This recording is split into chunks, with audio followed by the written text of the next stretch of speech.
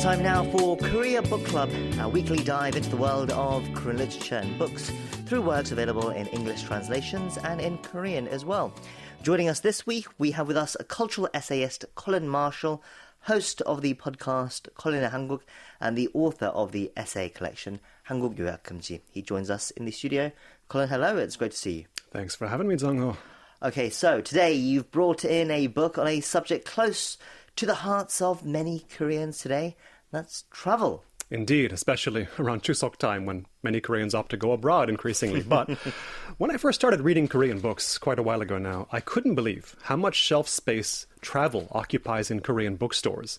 Not just straightforward travel guides, where to go, what to do, but even more so travel essays written about any city or any country you might name. But 여행의 이유 is no ordinary book of travel essays, not least because it's by Kim Yong-ha, possibly the most famous Korean writer of his generation.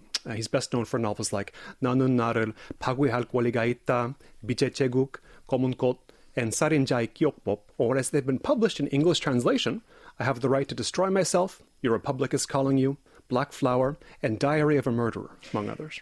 Yes, and we have reviewed several of those books here on Korea Book Club over the years, so I'm sure they will ring a bell for our readers in Korean and English alike. But this book, 여행의 이유, or I guess we can translate to The Reason to Travel, Sure. It might actually sound familiar to Korean readers already, as it came out a few years ago, right? Right. It's in some sense a new book, in some sense not. The first edition of 여행의 이유 was something of a victim of bad timing, having come out in 2019, the year the COVID-19 pandemic broke out here in Asia. And soon thereafter, the gates effectively went down. Most of us stayed right where we were for the next few years. And that must have been especially hard on a guy like Kim Yong-ha, who'd gone traveling nearly every year since graduating college in the early 90s. People therefore assume that he loves to travel, but he himself wonders if he doesn't love to travel in the same way that a heavy smoker could be said to love cigarettes. He raises the question of whether he's simply been a travel addict. And for those who have harbored the same suspicions about themselves, perhaps the time of COVID-19 offered a kind of detox period, or at least a chance to reflect upon the practice of travel itself. And that's just what Kim Yong-ha does in this book's newly expanded, revised edition. That is interesting. So a travel essay collection questioning the desire for travel in the first place. In some parts, yes. You mentioned you're surprised at the number of books on international travel published here in Korea. So does Kim Yong-ha offer any insight into why Koreans would especially be enthusiastic about jetting off to foreign countries? He does mention one factor that seems to me unignorable, which is that Koreans have only been able to travel freely since 1989. And the pent-up desire to see the world could still be working itself out these 35 years later. And Kim Yong-ha had his own first opportunity to go abroad around that same time as a college student on a sponsored trip to China, ostensibly meant to wake young radicals, to awake them to the true evils of communism. And in 여행의 이유, he writes of breaking away from the group while touring Peking University in order to ask a student there about what exactly had happened in Tiananmen Square that past June, still a recent event.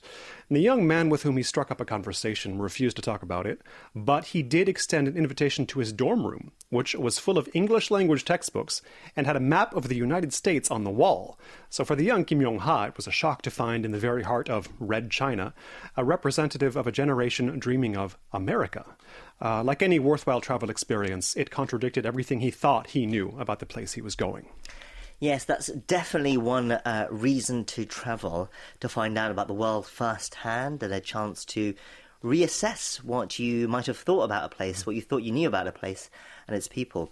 But of course, that's not the only reason. Does Kim give us any other reasons in these essays? One would imagine that as a writer, he gets a good deal of inspiration from his sojourns elsewhere.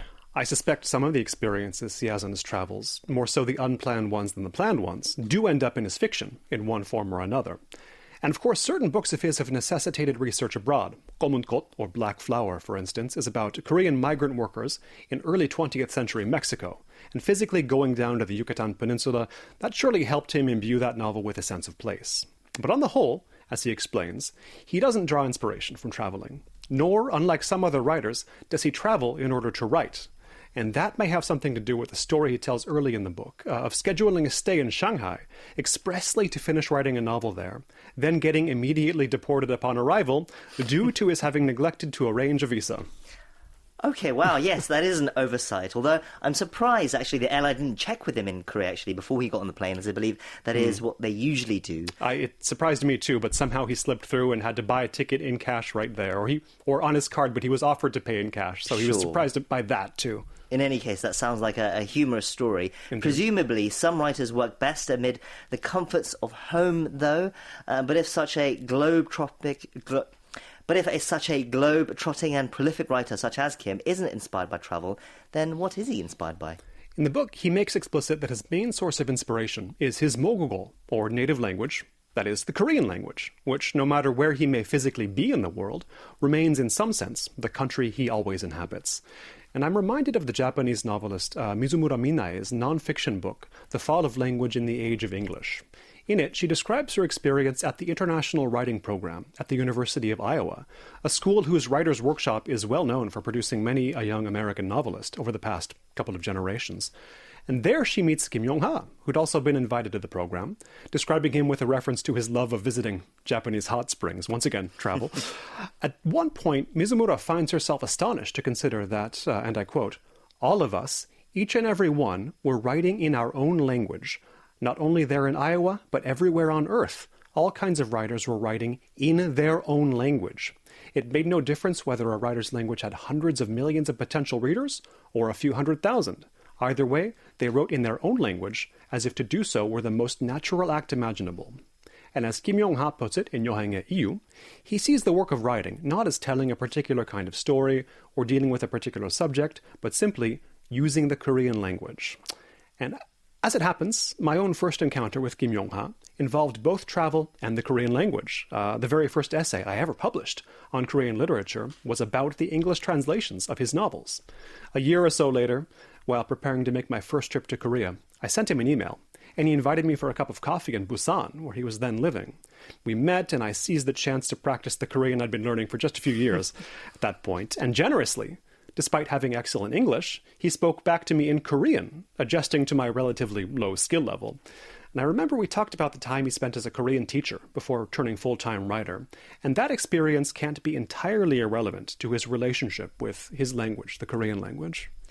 That's an amazing story. So you've met Kim Yong-ha? Yes. He was the first Korean writer I ever met, one of the first people I met in Korea. That's startling. I would imagine that there are many prominent writers who would respond to an email from a foreign traveller by inviting him out for coffee. That's incredible.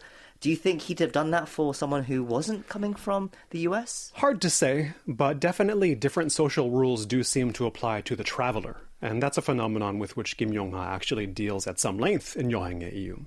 And as he sees it, you can travel inconspicuously as nobody, which we usually do, or conspicuously as somebody. And in practice, most of us go back and forth between those states when we're abroad, depending on with whom we're interacting.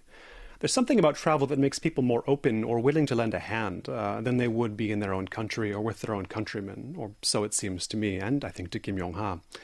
Among other encounters, he describes a time when he'd got into a mess in Bali and was helped out by a local he'd never met before, but who went so far as to open his home to him. And reflecting on the experience, he wonders how best to pay back a favor like that, granted by someone, you'll never see again. One answer, of course, is to pay it forward and help out when you see a traveler in need in your own country. I still think about the Frenchman in Kyoto years ago who insisted that I crash at his house after I missed the last train back to Osaka, and made me a crepe to boot while I was there.